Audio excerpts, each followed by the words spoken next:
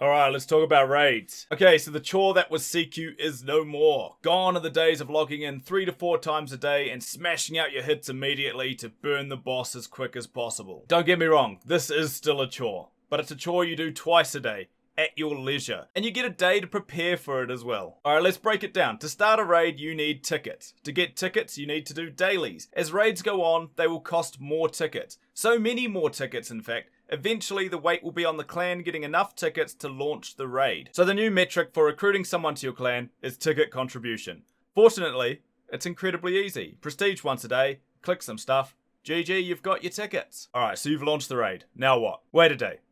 To prepare. I don't know exactly why you need this long to look at some health and be like, yep, I'm going to use the exact same pre-built decks I always have. But learn to enjoy the break, I guess. You're going to have a lot of downtime. Now, 24 hours has passed and you have reached your destination. Time to bring the fight to the Titan Lords. This is not CQ. I can't emphasize that enough. Unless you are on the early raids and you're able to kill the raid within the first 12-hour window, you do not have to be there the moment the raid drops to burn it. Take your time. Chill out. Hit it whenever you want within the 12 hours. The 12-hour attack windows are from when the raid spawns, not when you make your attacks. Keep an eye out though, and know when the kill window is. If your raid can finish the raid within any given 12-hour window, it's in your best interest to have everyone there early. This is the only area where time can really be saved. Alright, if you want to progress to the next raid, you must beat the raid within 72 hours. 6 attack windows. If you can't, fear not, you'll still get rewards when you eventually beat it. You just don't unlock the next one. Okay, the second metric that matters to a clan. How hard you hit. Your base damage is based off your raid level. You will have a raid level already based on a nice conversion from your historic total clan quest count. Increase your raid level by getting raid XP. You get raid XP from increasing your max stage, doing raids, or buying it from bundles apparently, but don't even get me started on that. Raid level actually means very little. I mean it does, but it's the cards. Your deck composition makes a massive difference.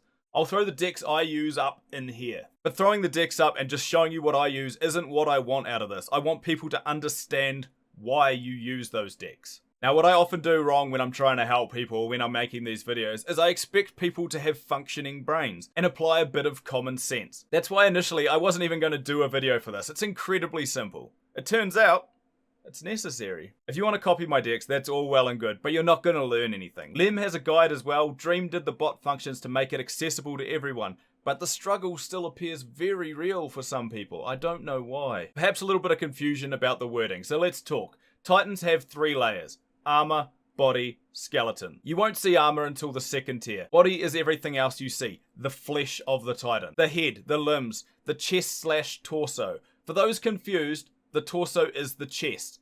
Chest translates poorly, apparently it's titties or something, so the word torso was used. Skeleton is what is left when the body is destroyed. There is no health bar on this, it's just the framework of the Titan. It can still take tap damage, but nothing procs on it. Just avoid it. If you're hitting this, don't come to my clan, mate. When you eventually get to armor, use one of the recommended armor decks. It's essentially the same as health, you just replace the ones that give bonus damage to body with the cards that give bonus damage to armor and boost armor damage. Mind blown, right? If you don't have armor boosting cards, fear not, you will still do great damage by using a head deck or a torso based deck. Whip of Lightning decks. Just don't put body specific cards in there, because that's stupid. Tactically, there's a couple of ways to go about armor. You can treat it as its own Titan and burn the armor first. Or you can punch holes in it to allow the raid members who may be lacking in armor cards to be able to hit the body earlier. I mean, let's face it, the head and torso are going to burn almost immediately anyway. Alright, now onto my decks. Okay, this first deck is for use on the Titan's head only. Just swipe in small circles on its head. Crushing Instinct, the hammer. It boosts all damage to the head. Acid Drench, the Goo Dagger, applies an affliction that does raid damage per second. Don't even worry about that though, it's used because it has the highest proc chance at 25%, and it can stack up to 15 times. Now, why that's important. Purifying Blast has a 5% chance to do burst damage. When it does this, it removes all affliction stacks. Its damage is increased by a percentage for every stack removed. Does that make sense? Okay, good. Deck 2 is a torso deck. Small circles on the chest/torso. Touch them titties up. Soulfire, the flaming heart in the ribcage. It boosts all damage to the torso. Moonbeam, the moon with a beam coming out of it.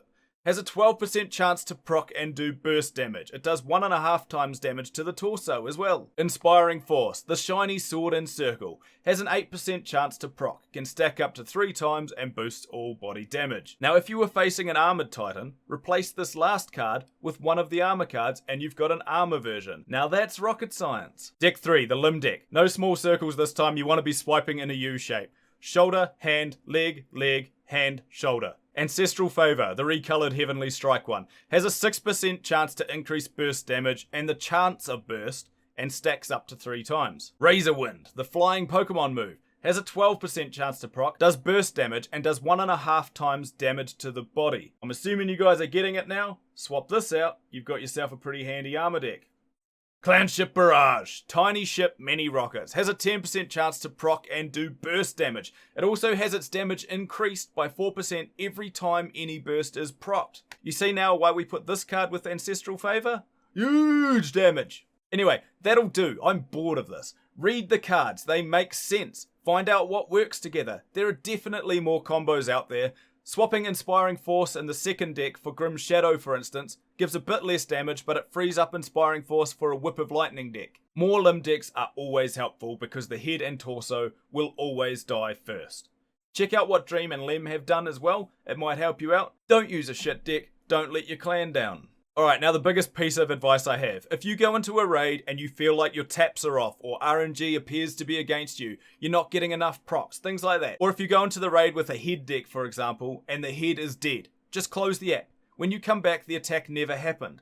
Be better the next time. This is an intended function, it's not abuse. It's to stop raids getting ruined by things like phone calls, and is massively useful in maximizing outputs. Abuse it. I think that's it. There really isn't a lot of coordination required for these. It's just as mindless as CQ, just less often, prettier and whale friendly.